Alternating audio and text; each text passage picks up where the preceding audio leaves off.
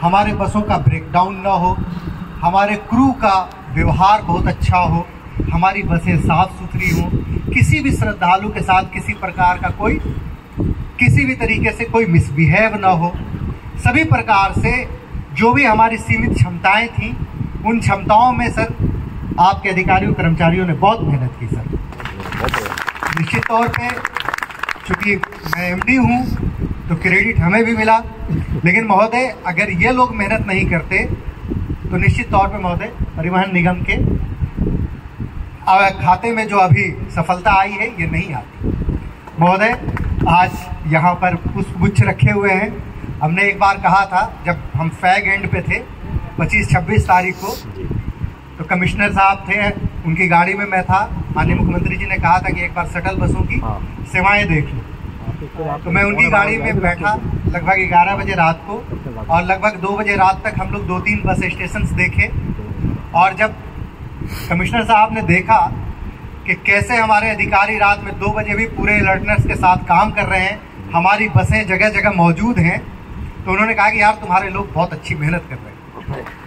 तो हमने कहा कि सर हमारे लोग इतनी मेहनत कर रहे हैं, जब सबका सम्मान हो रहा है, मेरी तो इच्छा होती है कि मैं भी अपने ड्राइवर कंडक्टर्स पे, अपने अधिकारियों कर्मचारियों पर पुष्प वर्षा करूं और हमारे लोगों का भी सम्मान हो।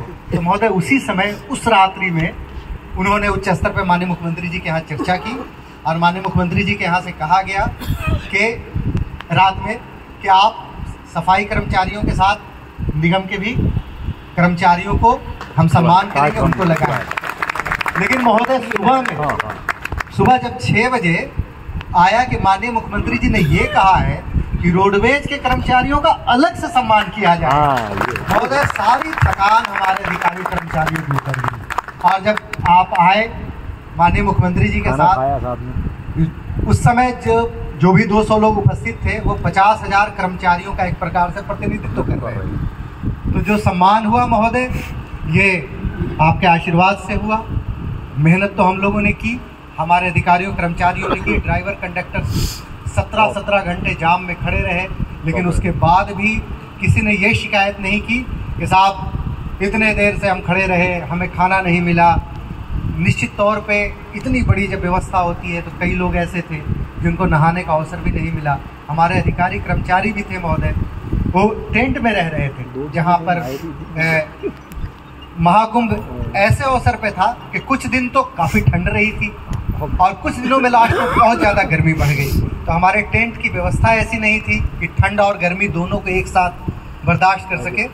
लेकिन उसके बाद भी हमारे अधिकारियों कर्मचारियों ने, जो हमारे चालक परिचालक थे, उन लोगों ने बहुत मेहनत की।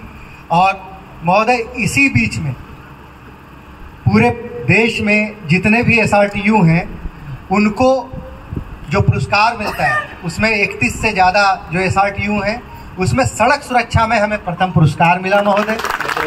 फ्यूल एवरेज में हमें रनर अप का पुरस्कार मिला।